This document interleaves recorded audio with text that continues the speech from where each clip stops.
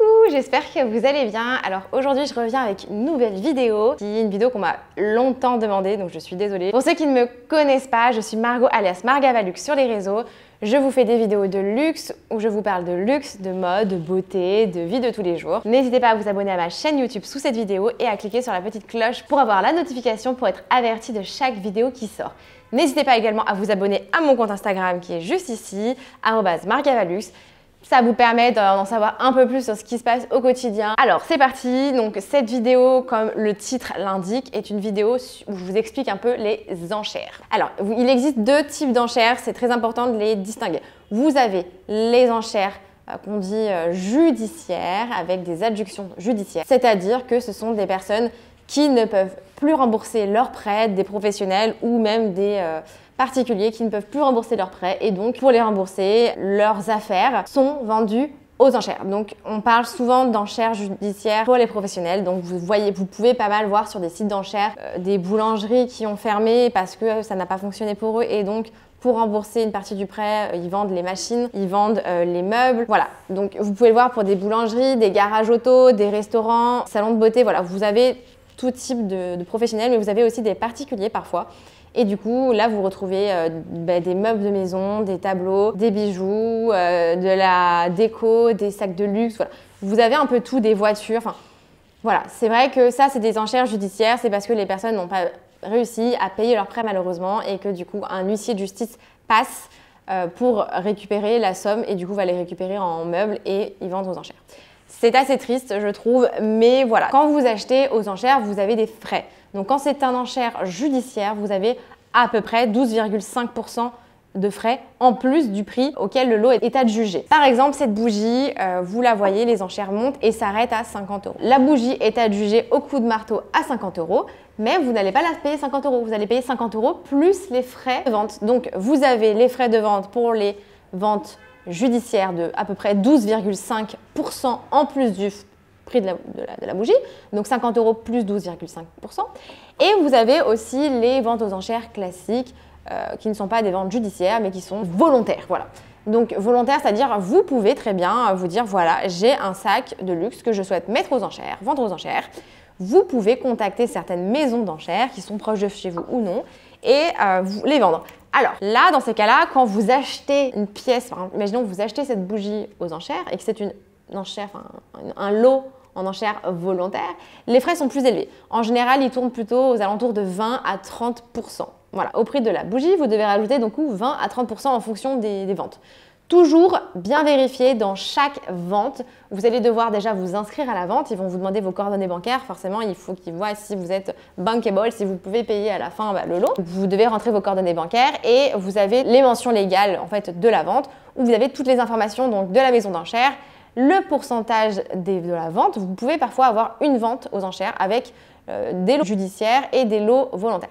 Donc à chaque fois, c'est détaillé. Vous allez avoir toutes les informations, s'ils font des retours ou non, comment ça se passe au niveau de la livraison de certains articles.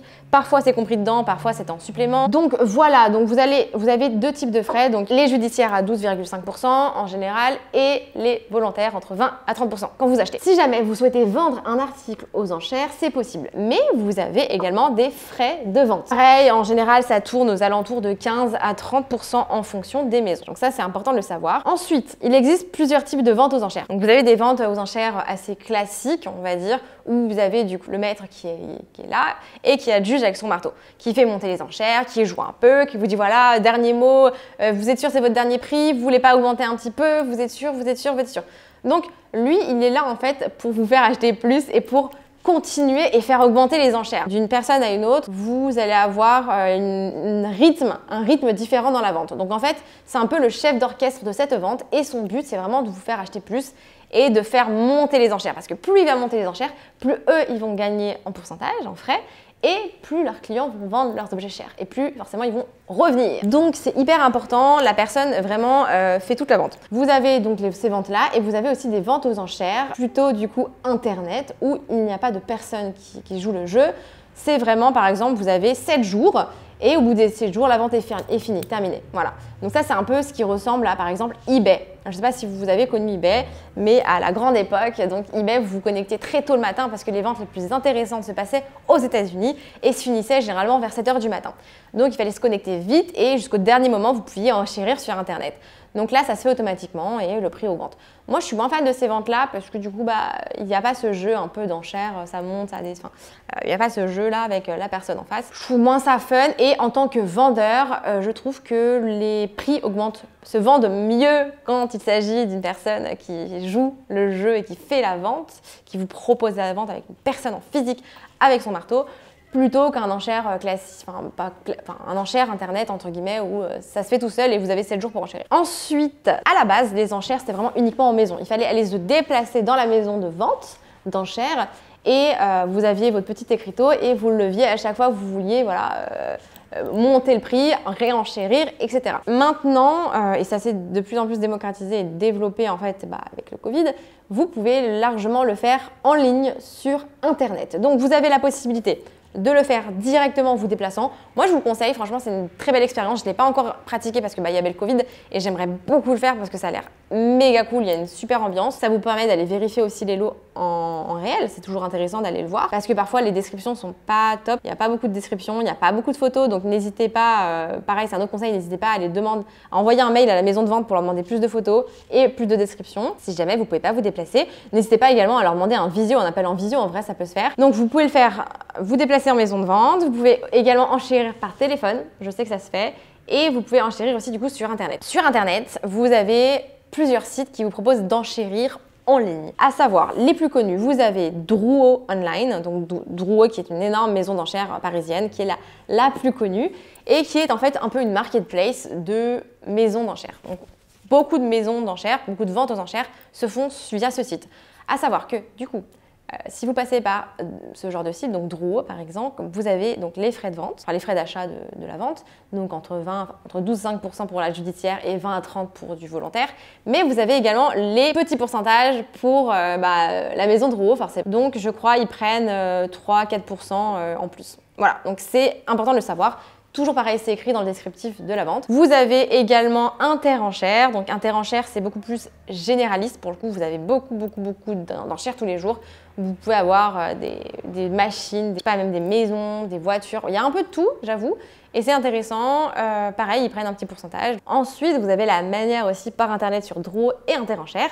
Vous enchérez aussi en fait en ligne. Vous avez la vidéo en fait de ce qui se passe dans la salle de vente et vous pouvez enchérir en fait avec un bouton. Il faut bien sûr s'inscrire en amont. De toute manière, une vente aux enchères, ça se prépare. Et enfin, vous avez aussi l'ordre d'achat. Alors, un ordre d'achat, c'est quoi? En fait, ça vous permet vraiment de préparer votre vente. Je trouve ça génial. Moi, c'est comme ça que je fais souvent mes ventes. Toujours bien préparé. Alors, pour préparer votre vente, vous allez vous dire c'est quoi mon prix d'enchère maximum. Vous allez vous dire par exemple, toujours l'exemple de la bougie par exemple. Donc, vous dites voilà, cette bougie, je ne veux pas dépasser 50 € avec les frais inclus, donc les frais 20-30%, plus 3-4%, bref. Donc, votre budget maximum sera à 50 €, mais avec les frais inclus. Donc, votre budget enchère, il sera moins.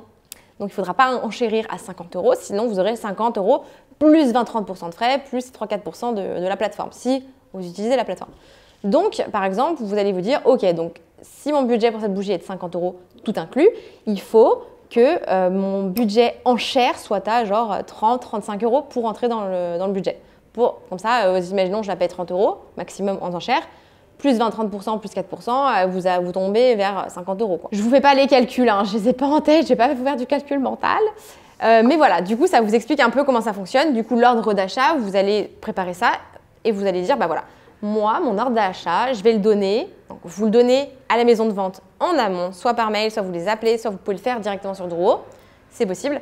Et vous leur dites, voilà, moi, mon ordre d'achat, parce que je ne peux pas participer à la vente, je le veux à 35 €. Et en fait, du coup, ils savent que le meilleur enchère d'avance, donc ils peuvent avoir du coup le gagnant un peu en amont, sauf si le jour J, les enchères explosent, sera à 35. Donc ils savent que minimum, ils ont vendu la bougie à 35 € par exemple, sauf si quelqu'un vous dépasse. Et dans ces cas-là, le jour de la vente, imaginons que vous avez un monsieur ou une dame qui est le jour J à la vente, il vous dit 20 €. Donc imaginons les enchères, c'est toutes les 5 € par exemple.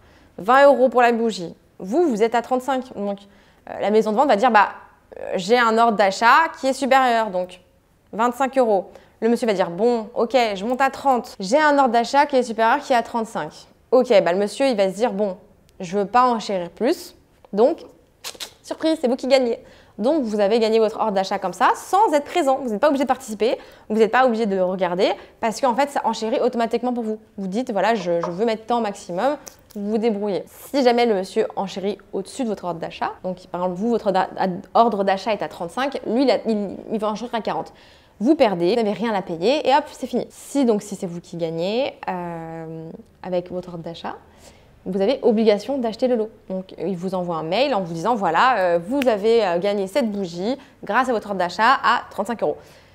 Il se peut également, moi c'est ce qui est arrivé avec mon sac Chanel, que vous mettiez un ordre d'achat à 35 €, mais que personne n'enchérisse beaucoup, ou alors que l'enchère maximum soit à 20 €. Dans ces cas-là, si l'enchère maximum en face est à 20 €, ben vous l'aurez à 25 ou à 20 €, votre bougie. Donc, même si votre ordre d'achat est à 35, vous le paierez au prix maximum d'enchère. Donc, si l'enchère n'a pas dépassé les 20 €, bah, vous paierez ce montant-là. Vous n'allez pas payer plus. Ça, c'est cool aussi. Donc, c'est hyper rentable parfois, c'est hyper intéressant. Et ça permet de se bloquer un budget et de ne pas dépasser notre budget un peu débilement parce qu'on était un peu dans le feu de l'action, de la vente, tout ça. Voilà. Donc, je trouve que c'est une très bonne façon de faire. Voilà pour les petits conseils. N'hésitez surtout pas à vous renseigner, surtout toujours bien lire les conditions générales de vente, toujours bien lire les conditions de la vente, parce que voilà, il peut y avoir du faux ici en maison. L'erreur est humaine malheureusement, enfin heureusement du coup. Et du coup, c'est hyper important de voir le détail, les photos, de demander plus de photos si vous avez besoin et de vérifier les conditions générales de vente parce que certaines maisons de vente n'acceptent pas de retour, même s'il se trouve que votre sac c'est un faux. Donc, faut vraiment être hyper vigilant et faire attention quand même. Voilà, donc j'espère que cette vidéo vous a plu. N'hésitez pas à en commenter si vous avez des questions, si vous avez des conseils, si vous avez des choses que j'ai peut-être oubliées dans cette vidéo. En tout cas, je suis trop contente de vous avoir enfin fait cette vidéo et expliqué certaines petites choses. Si vous avez besoin de précision, n'hésitez pas à vous abonner à ma chaîne et à m'écrire ou par Instagram également. Je suis disponible, vous m'écrivez par message, avec grand plaisir, je vous réponds. En tout cas, j'espère que cette vidéo vous aura plu. Je vous dis à très vite pour une nouvelle vidéo.